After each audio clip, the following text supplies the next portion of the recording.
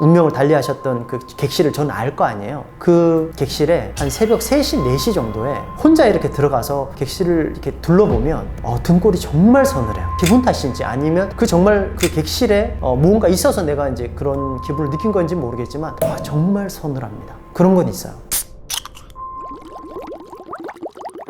저는 그 숙박업 1분 경영, 숙박업 평일 만실의 기적이라는 책을 썼고 유튜브에서 숙박TV 채널을 운영하고 있는 장준혁이라고 합니다. 반갑습니다.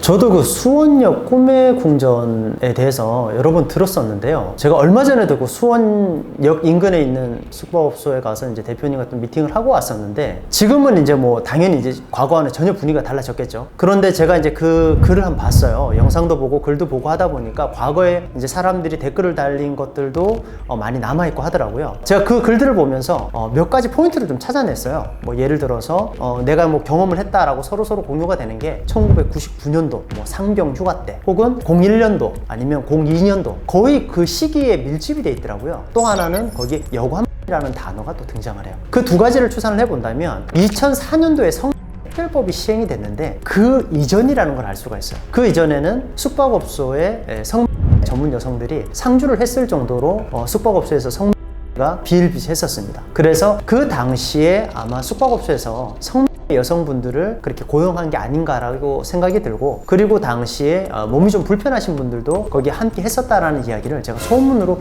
들은 바는 있습니다. 그래서 과거에는 그런 게 있을 수도 있었겠다라는 생각을 해봅니다.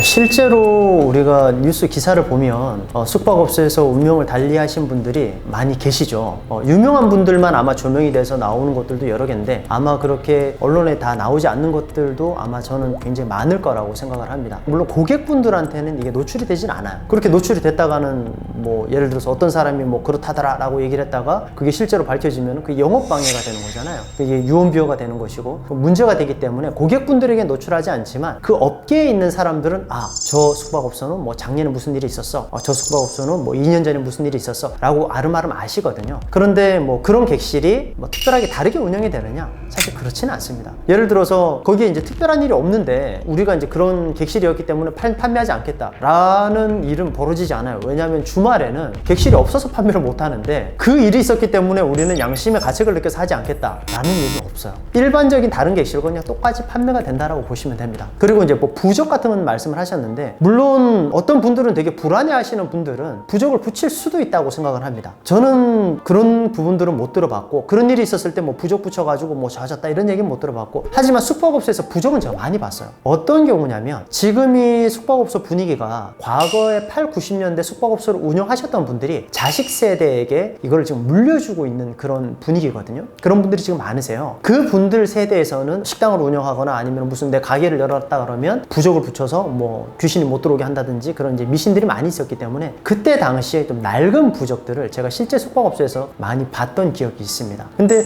뭐 특별히 누가 운명을 달리해서 그 객실에 뭐 불미스러운 일이 있어서 그 객실에만 어떤 조치를 했다라는 얘기는 실제로는 제가 들어본 적은 없어요. 반드시 숙박업소 대표님들께서 뭐 암암리에 지켜지는 그런 이제 규칙 같은 거 해서 유튜브에 많이 돌아다니던데 저도 이제 그 영상을 봤거든요. 그걸 한번 보면 운명을 달리하셨기 때문에 거기는 음기가 가득할 것이다. 그래서 양기로 채워야 되기 때문에 뭐 가족 단위 고객이 들어가서 양기로 채운다든지 단체 고객이 들어가서 시끌벅적하게 좀 해놓으면 양기가 보충이 돼서 그 객실이 좋아진다더라 이런 소문들이 있다고 들었어요. 그런데 조금만 생각을 한번 해보시면 이런 생각이 좀 그렇긴 하지만 내가 오늘 좀 극단적인 선택을 하려고 그 어떤 숙박업소를 방문을 하는데 저는 특실로 들어가야 되겠어요. 좀 파티룸으로 들어가야 되겠어요. 특정 객실을 딱 지칭한다는 것도 좀 웃긴 얘기잖아요. 남들에게 좀 보이지 않을 그런 이제 공간이 필요한 건데 그래서 그냥 아무 객실이나 그냥 있는 거에 보통 들어가시거든요. 제가 꼭 아는 것처럼 이렇게 막 말씀을 드리는 것 같은데 실제로 저도 운명을 달리하셨던 그런 고객분을 받아봤어요. 근데 그 다음날 봤더니 이제 그분이 이제 사망을 하셨는데 운명을 달리하셨는데 그분도 그냥 오셔서 객실 주세요라고 하지 뭐 넓은 객실 주세요, 좁은 객실 주세요라고 말씀을 하지 않으시거든요. 그래서 대부분은 거기에 적당한 크기의 객실에 들어가는데 우리가 그 객실에 가족 단위가 들어간다든지 아니면 단체 고객이 들어간다라든지 하는 그런 일은 사실 실상 어렵죠. 좁은 객실에 여러 명이 투숙할 생각하기도 어렵고 실질적으로 현장에서는 조금 불가능하지 않나라는 생각을 해봅니다. 아마 숙박업소가 조금 밀폐된 공간이고 또 쉬쉬하면서 드나드는 공간이다 보니까 제가 봤을 때는 그런 소문들이 증폭이 된 것 같아요. 실제로 제가 이제 그런 걸 느낀 적이 없느냐 그러면 저도 느낀 적이 있어요. 아마 이게 기분 탓일 수도 있고 실제로 그런 영향이 있을 수도 있겠지만 운명을 달리하셨던 그 객실을 저는 알 거 아니에요. 그 객실에 한 새벽 3시, 4시 정도에 혼자 이렇게 들어가서 객실을 이렇게 둘러보면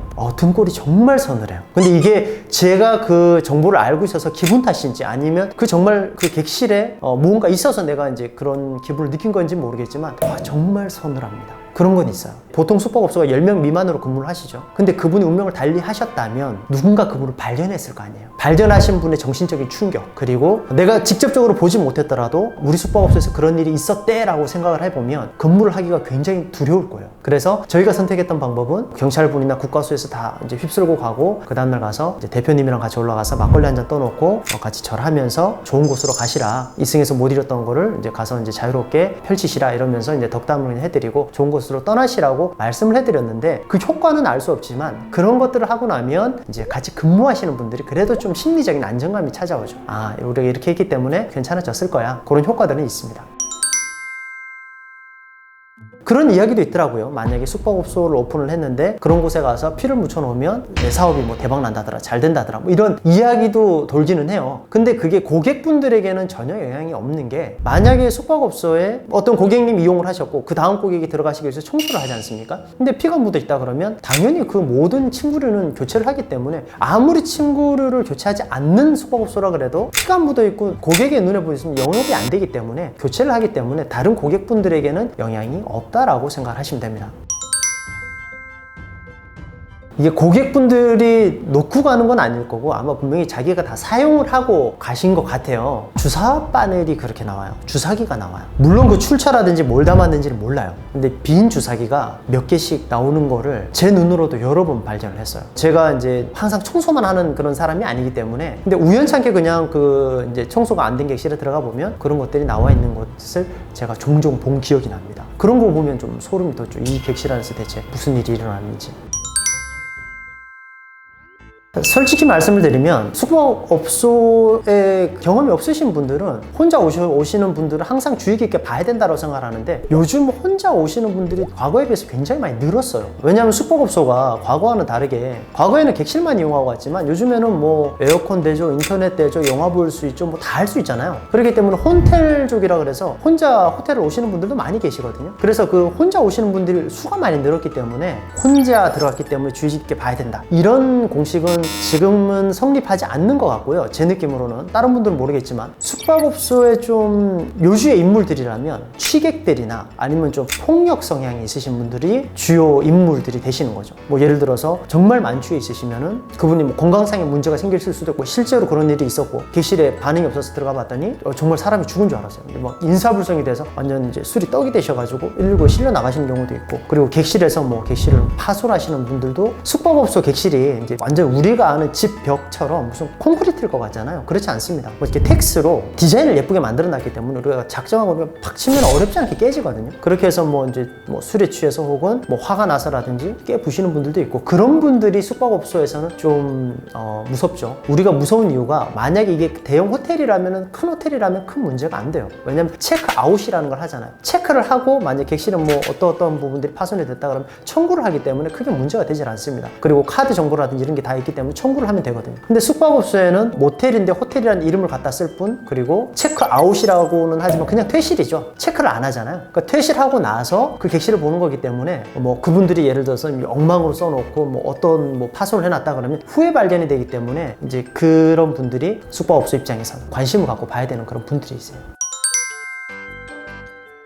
물론 받는 것들도 있을 거예요. 근데 제가 이제 실제로 물어보니까 법적으로는 그게 문제가 없어요. 예를 들어서 뭐 2대1로 들어간다, 뭐 남자들 여자 하나, 여자들 남자 하나, 이게 법적으로 입시를 하는 데는 문제는 없어요. 근데 숙박업소에서 우리가 과거에 경험했던 것들이 있잖아요. 그런 사람들이 그렇게 비율이 안 맞게 들어가면 문제가 생기는 경우가 많더라. 그래서 일반적으로 안 받아요. 그러면 이제 들어갈 방법이 없느냐? 아니죠. 숙박업소에서는 그러면 따로 들어가라, 같이는 안 된다. 그러면 방 하나 더 잡으면 돼요. 객실 하나 더 잡고 여기는 그냥 빈 방으로 놔두는 거죠. 그렇게 해서 뭐 예를 들어서 친구끼리 와도 친구 식구가 뭐 2명이 와가지고 한 객실에 가서 이야기하다가 뭐 잘 때는 따로 이렇게 있을 수 있잖아요. 그래서 숙박업소 입장에서는 그렇게 들어갈 거면 따로 들어가라. 그렇게 해서 하시는 분들이 있고, 그리고 그분들이 특별히 뭐 객실을 지저분하게 사용을 한다. 모르겠어요. 그 비율과 그분들이 특별하게 지저분하게 사용한다라는 것과, 그리고 다른 일반적으로 그냥 이제 커플이 오셨거나 아니면은 다른 분들이 오셔가지고 특별하게 지저분하게 사용하는 그 빈도를 생각을 한다면 뭐 이분들이 특별히 더 많이 지저분한 것 같다라는 생각은 들지 않습니다.